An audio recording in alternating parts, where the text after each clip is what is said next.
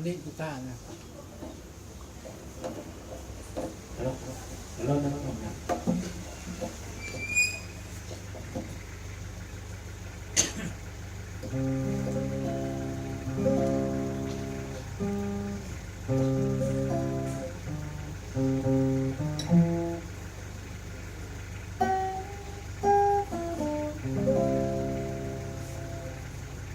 Tiếng nhận Nó đi làm này.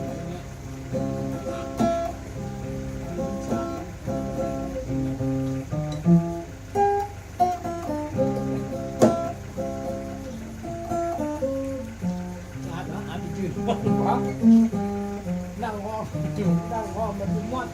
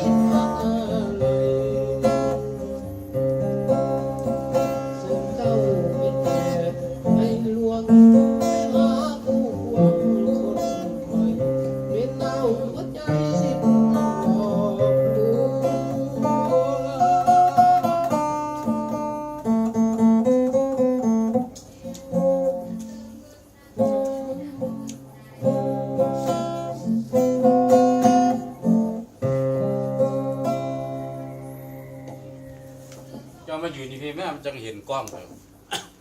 เห็นทุกท่าน โอ้คักแล้วตาจนแตกขี้มูกจนย่อยเมาเหล้าจนให้คักว่า ปื้อ เมื่อยเนี่ย เบาละโอ้อ่อนซ้อนเสียงตัวเองไรน้ำตาแตกเนาะน้ำตาแตกเลยว่ะนั่นอ่อนซ้อนเสียงตัวเอง มาอ่อนซ้อนหลาย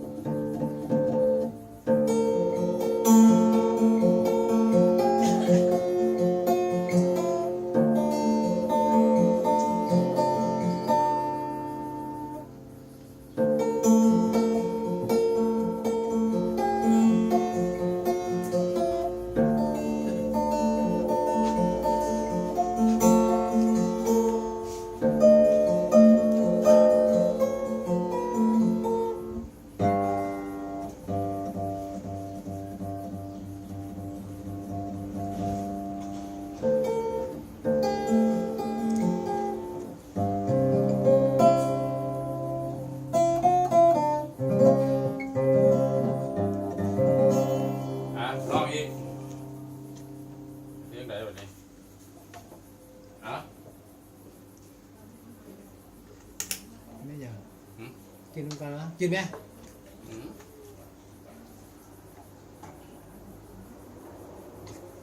บอกกินมาล่องคอน่ะมาเอาบอกกินมาพี่กินหน่อยนึง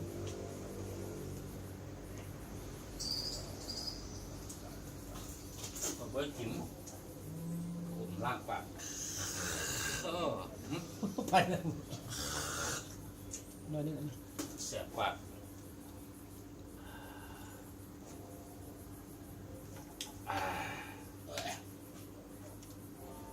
เจ้าโบกินข้าวจนเจ้าก็เมาแล้วบอกเราเนี่ยเจ้าเอาตั้งกันยันมันนั่งอยืนเนี่ยนะนั่งในห้องนี่นะจังเห็นกล้องนะ เห็นคือกัน บ่ได้เห็นบ่เห็นเจ้าน่ะ เมื่อกี้ของห้องเขากำยับกันเห็น เห็นแต่มือเจ้าสิไอ้นั่งอยู่นี่เอาตั้งกันนั่นมานั่งอยู่นี่ตั้งกันมนต์นั่นน่ะเห็นไหมนั่งร้องเพลง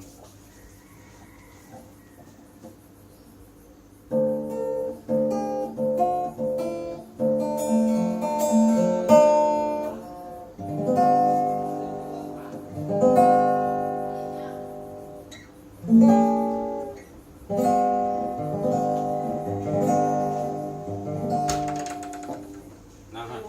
ทิ้งเนาะ อ๋อแม่อ่ะไม่มีนักร้องประจำวงไงบัว โอ้โหของเทพวันนี้ นั่งหันบ่เราเด็ก โอ้ลูกท้องเคยพูดแล้วนะร้อยนะลูกท้องนะ150ผู้ใดเจ้าสิตกบอกว่าอย่างสาวนึงแบบเจ้านะ มาพี่เอาแค่มือกันไหมมาไหม เราก็เต้นต้องเวลาเจ้าไปแล้วกินข้าวตื่น มาเจ้ามาห้องคู่ค่อย ร้องก็ได้เลย ได้ วงเขียวมันบอกร้อง สาวแค่มือเคยร้องกับเราแหละมาไม่เชี่ยวไม่เชี่ยวมาเลย เขียววง เอาแค่มือก่อนไป เขียววงร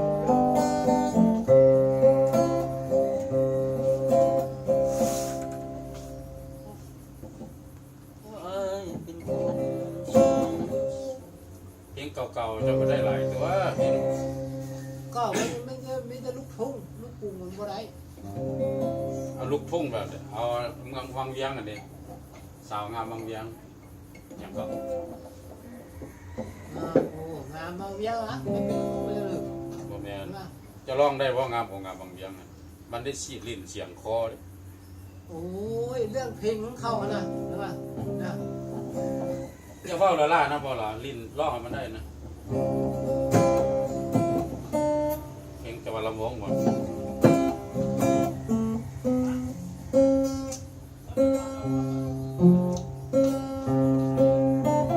ผมนะเป่าเองเรื่องหัวเมื่อบ่ได้แล้วพวกนี้เป่าเองพวกนี้เมื่อบ่ได้เป่าเองลูก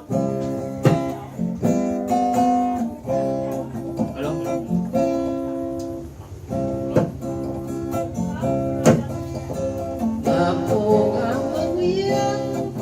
สูงโคตร อ่ะ สูงโคตร คอร์ดเลยสิ เอาลงนี่ ข้อนี้คอยลินไง เออมาเมืองเวียง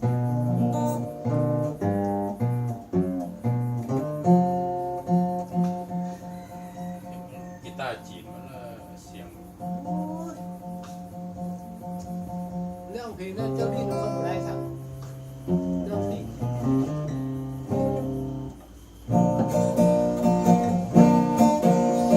งามโองามเมืองเวียง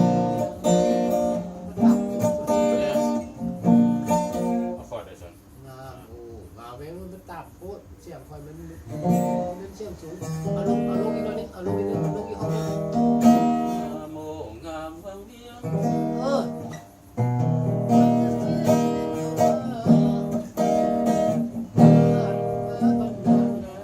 มันจะได้เสียงคอความอีกนะ มึงหาคอร์ดก่อน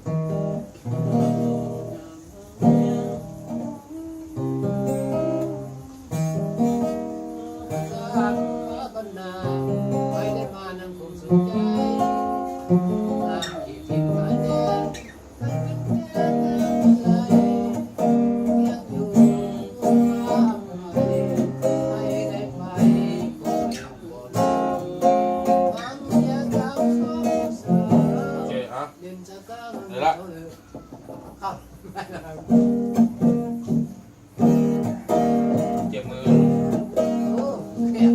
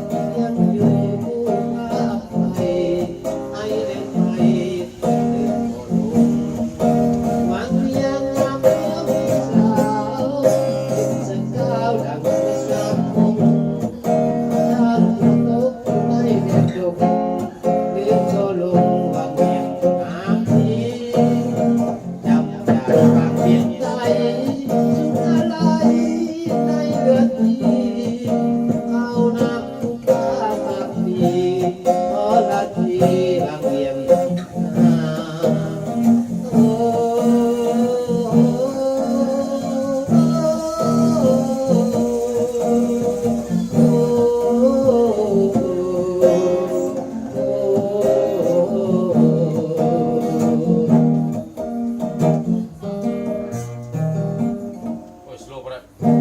เจ็บมือ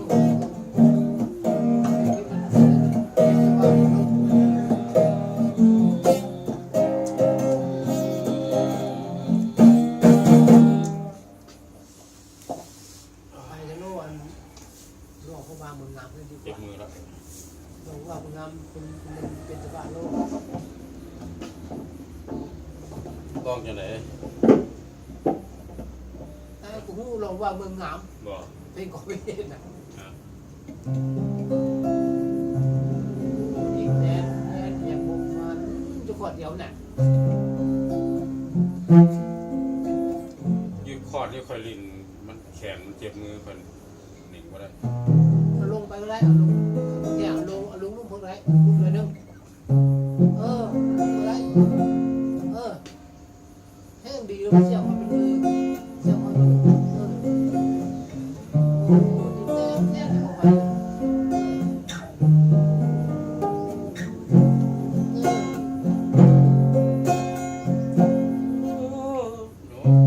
ไปแล้วมันเสียงจะได้มันร้องเนาะ แสนเสียงบุญว่า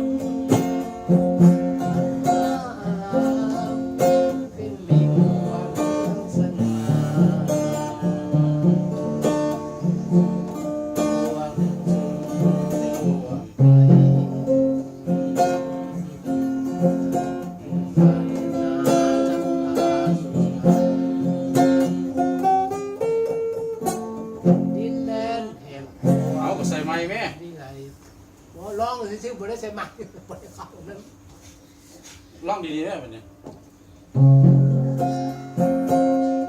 ฮัลโหลฮัลโหล น่าจะมีชื่อก่อน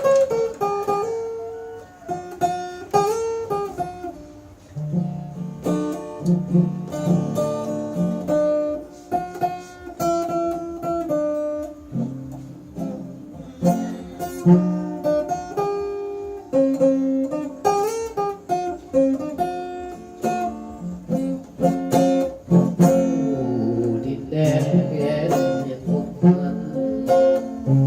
สวยงามประกาศนั่งหนึ่งเทวันปัญชา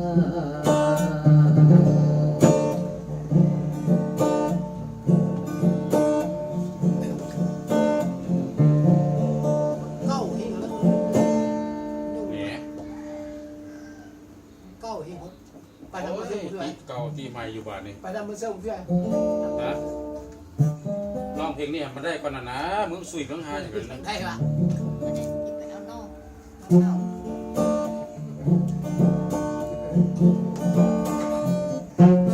ทรงคำเล่าลือเมืองหลวงบาง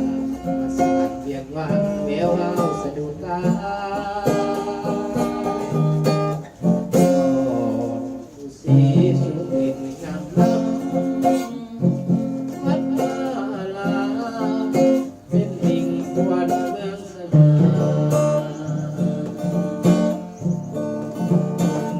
ชน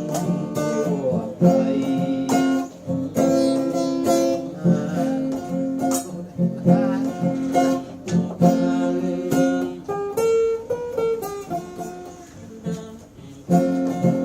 วิไลเดี๋ยวแลแห่งใดสวนจิตใจเบิกบานเดินเที่ยวชมพิลมสำราญพบเห็นในหอยยิ้มนั้นบันสุขใจ ผู้สีสูง งามล้ำอาลาโดนคนละลืม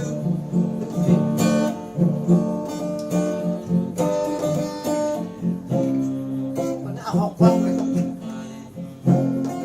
เอาหอกฟังเลย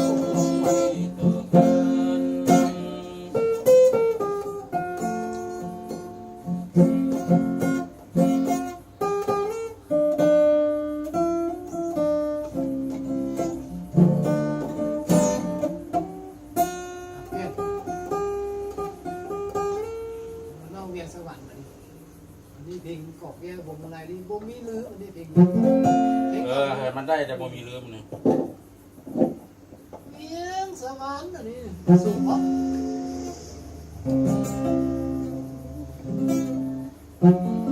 สวรรค์นั้นวันแท้แน่สมจังคำสวรรค์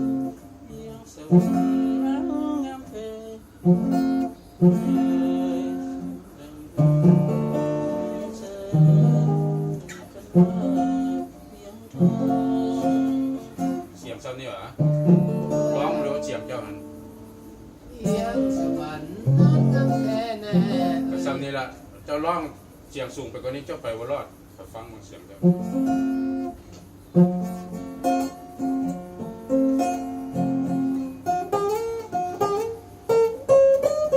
ลอกคอจะลอกนะลอกคอจะไม่ลอก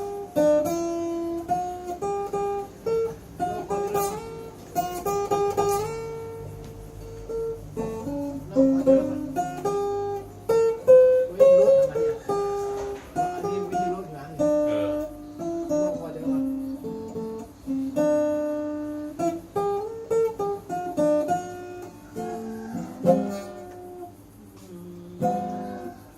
กอดทรงมันอยู่เถอะ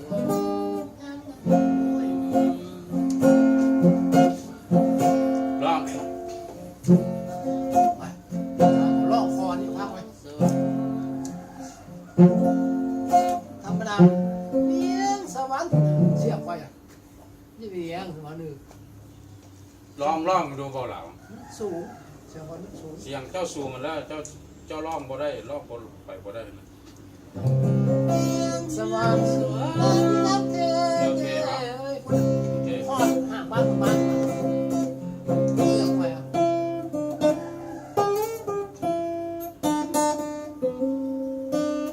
ออกกล้องบอกออกกล้องเลย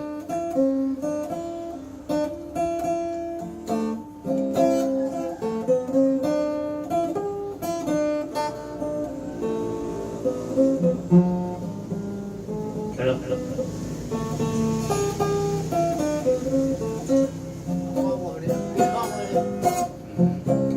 เพียงสวรรค์นั้นรักเธอสมดังคำสุขใจเขาเอ่ยกันว่ายังตายามใดเมฆลอยลอยละลงก็เห็นหน้านวลน้องแล้วก็ชวนให้หาบ่ จีเย็นนาลีได้ตั้งผลบุญมาใดเสริมส่งให้เจ้างามงอนเด่นเพียงใดเมื่อหัวใจยังว่างก่อนขอขาดผู้สอนยามนอนพุทธให้ไม่ฝัน วันน้องเรียนสวรรค์คนดีเจ้านั้นเป็นเทพีคนมีคนเมืองมานานเนื้อดวงขาวผ่องท้องหัวแก้มเบ่งบานงามยิ่งได้มากกว่ายิ่งหวานละลื่นชื่นใจเพียงสวรรค์ปันเจ้าไม่งามเด่นเมื่อใส่ได้เห็นแล้วอยากเป็นเพื่อนดวงใจวาสนาจึงน้อมนำมาเคียงไกลสมดังดวงใจไฟฝันนักนางแน่นอน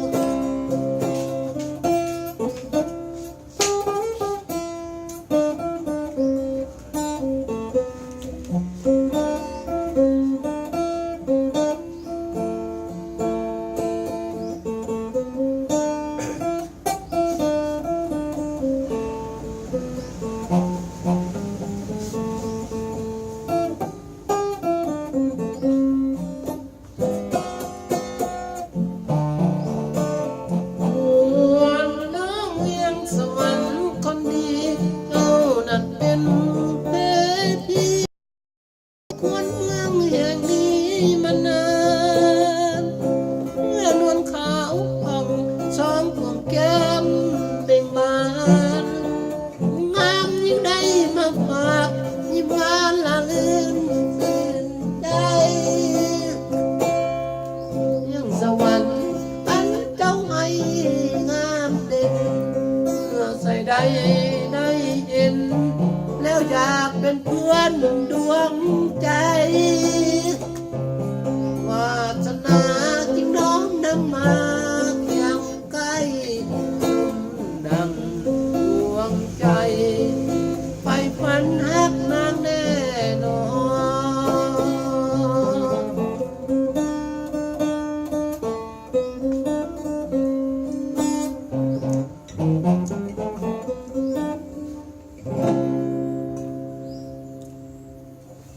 บ่ให้อยู่วะ ร้องไม่อีก ให้อ่อนซ้อนเลยโอ้เบาเหล่าเลยอ่อนซ้อนเสียงตัวเองขี้มุกแตกขี้มุกไหล มุกเลยนะ ฮะโมเมนต์น่าเด็กกับมาร้องเลยไหมเนี่ยตัวเองอยากร้องเสียงห้องเสียงสุดเหรอ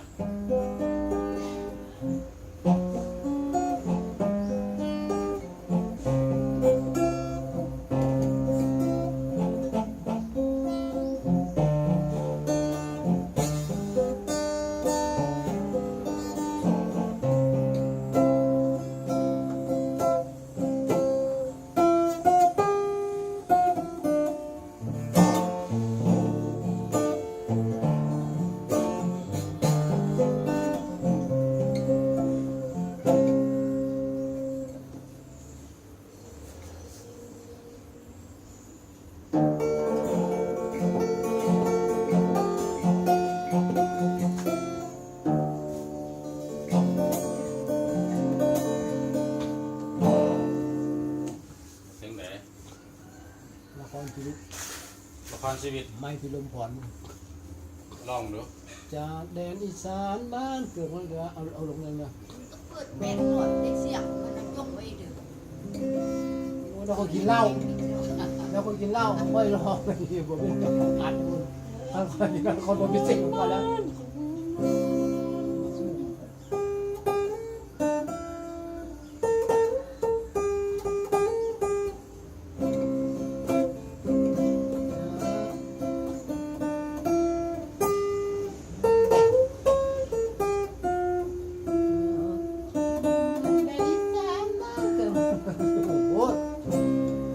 เอาคือว่ามักเสียงสูงคือว่ามักเสียงสูงเหรอ มันเจียงมันยิงอ่ะนะจากแดนอีสานบ้านเกิดแล้วนะ ฮะ แล้วนะ แดนอีสานบ้านเกิดเมืองนอนละครชีวิตใหม่แม่นว่าเสียงนี่เหรอสูงเขาใหญ่เขาเหรอต่ำเขาเหรอ เอาลงขอดหนึ่งจากแดนอีสานบ้านเกิดเมืองนอนเนอะ แดนอีสานบ้านเกิดเมืองนอน มาเล่นละครบทชีวิตเราคนเลย แดนอีสานบ้านเกิดเมืองนอน มาเล่นละครบทชีวิตละครบทชีวิตสักจากพ่อแม่มาเราก่อนจะค่อยเอาใส่ไหม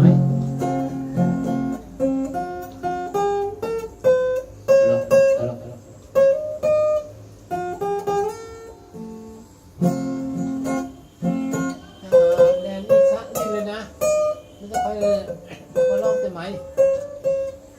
จะพาไปมาเล่าเบิ่งแดนอีสานบ้านเมืองนอ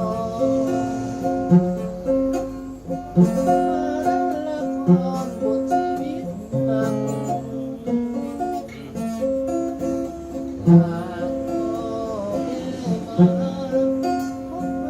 คนไม่รู้จักคนที่รักเป็นลามหางานทำหากเหงื่อต่างน้ำกับงานขยันทุกวันให้คนรู้จำไม่ยากเท่าไรให้เงินแค่เอามา แต่มันต้องทำมาให้พอดูแลมันลา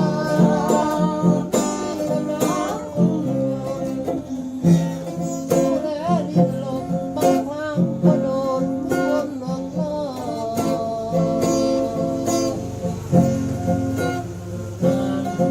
บ่อยครั้ง ซื้อก็ยังไม่พอมันพอยังได้รักใจปวดร้าวกลับแดนอีสานบ้านเกิดเมืองนอนมาแล้วละครเกิดชีวิตเศร้าทุกเดือนเท่าใด ให้มาแค่ความว่างเปล่ากลับมาบ้านเรายังมีพ่อแม่เฝ้ารอ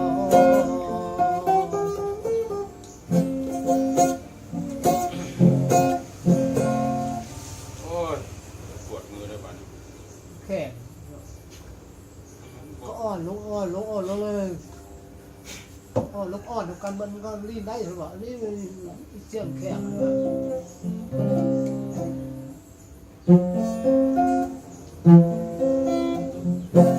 ร้องดีๆนะ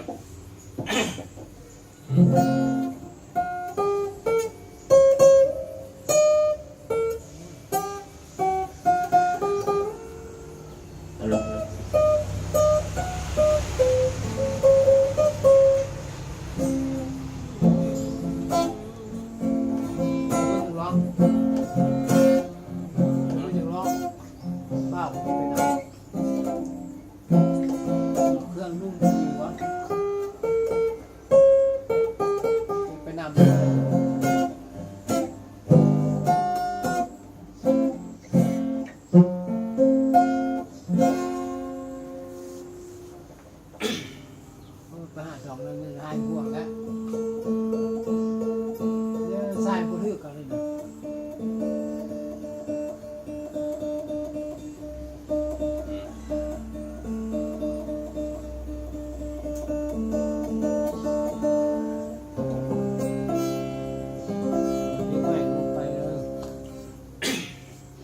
100 เพลง200 เพลงพุ่นน่ะเพลงจะว่า โอ้ยจะได้จัก10เพลงได้ไหมจะว่ามา200 300 เรื่องได้ได้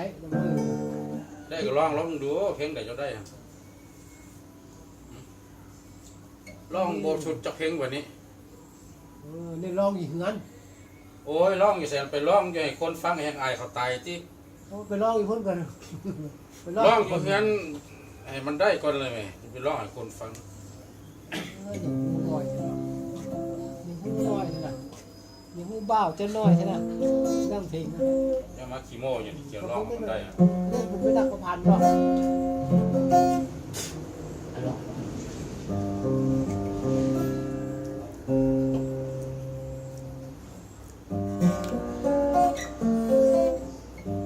บ่ขอไปกิน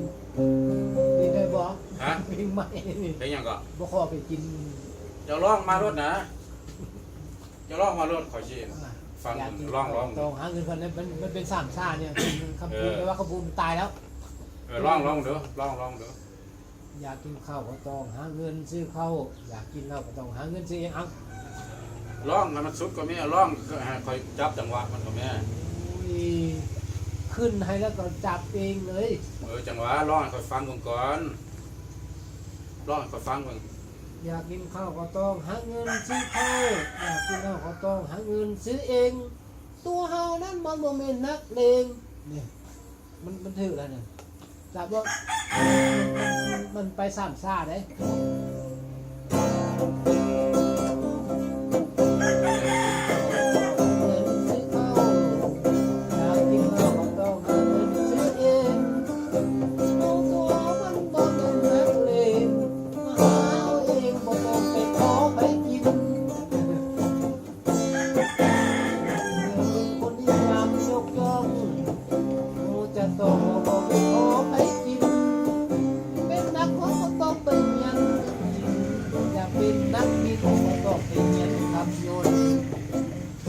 คนก็มีไม่หล่นเต็มฟ้า โอ้ยจักจังเลยบ่ มันเสียงสูง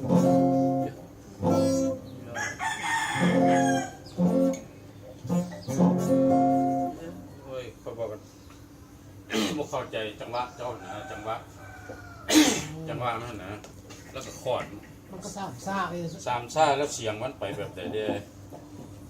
ก็อย่างจะร้องให้คอยฟัง อยากกินข้าวก็ต้องหาเงินซื้อข้าวเดียว อยากกินข้าวก็ต้องหาเงินซื้อข้าว อยากกินเหล้าก็ต้องหาเงินซื้อเองนะตัวเฮานั้นมันก็เป็นนักเลงเนี่ยก็เป็น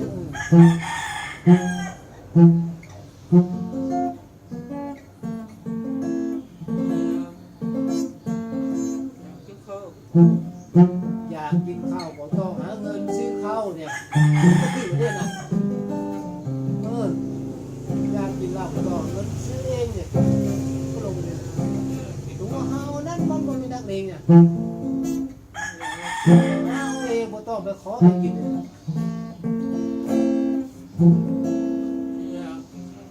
สบายเพลงกระพูเนี่ยเพลงกระพูทุกวัน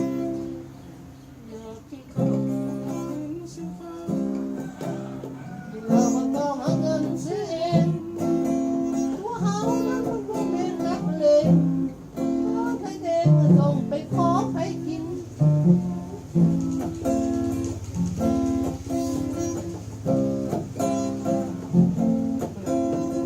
ให้เจ็บสูว่าต้องเอาไปฟัง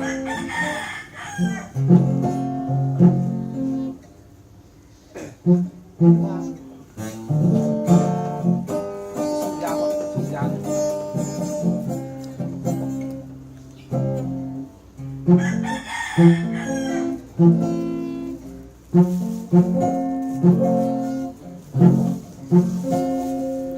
ตายไปแล้วของกูนะแล้วเลี้ยงมันสร้างท่าเนี่ย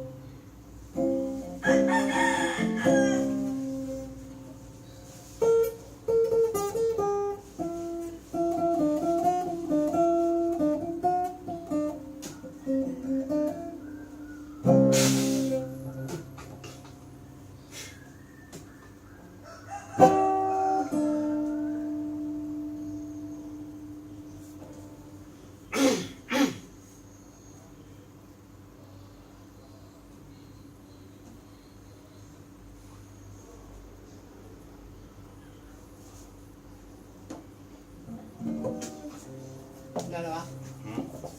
แต่เศร้าละ บ่ขอให้กินนะอยากกินข้าวก็ต้องหาเงินซื้อข้าวสูบยาซักพวกมันดีแล้วเอาเลย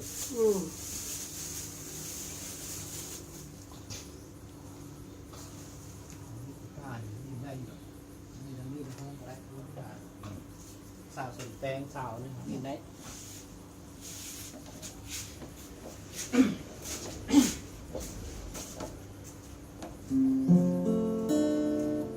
กินได้ละ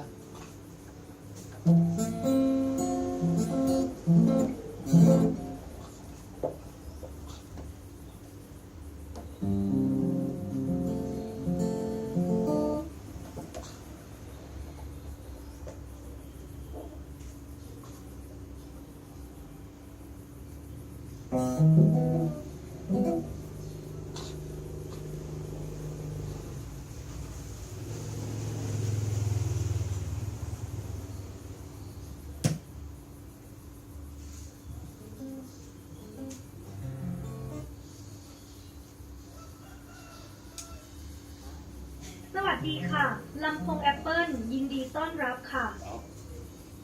สมอดไหมยัง มอดละเปิด เอามันก็เปิดอยู่ก็เปิดจะได้ท่านหูซื้อหรอยัง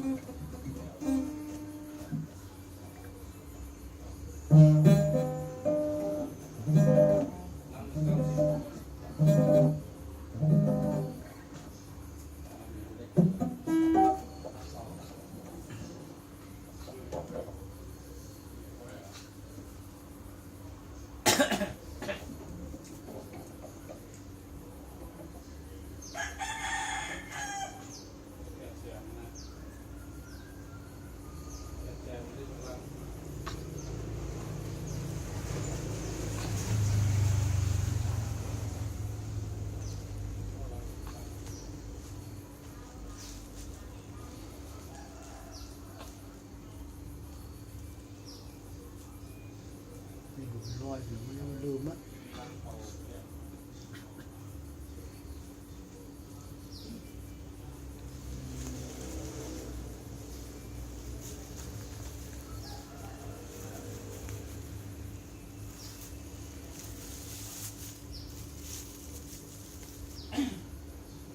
เอานั่นไปเลยเด้อ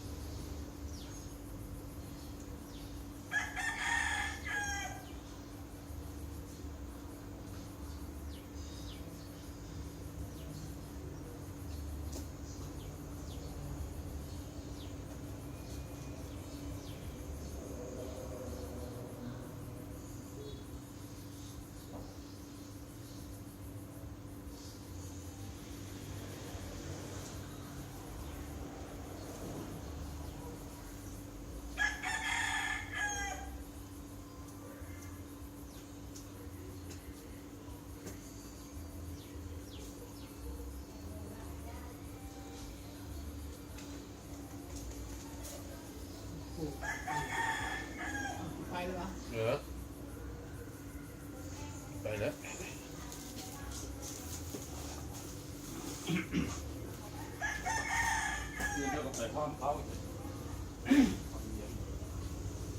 มองเจ้าไว้นะ ฮะไปบ้านของเขา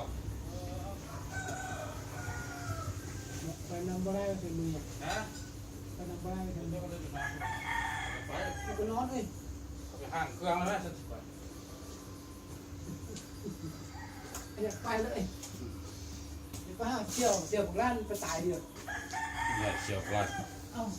เอาหมูของเราเจ้าน่ะของร้านนึงเป็นเที่ยวของเขาเนี่ยร้านบ่ ไผ่ เจ้าบุกเฮือของร้านเนาะ ร้าน ร้านอยู่นำพระเท่าเจ้าหนา บ่ฮู้แล้ว เจ้าบุกเฮือที่จะไปเฮือเขียว โอ้ไอ้อันนั่นเจียวอกเดียว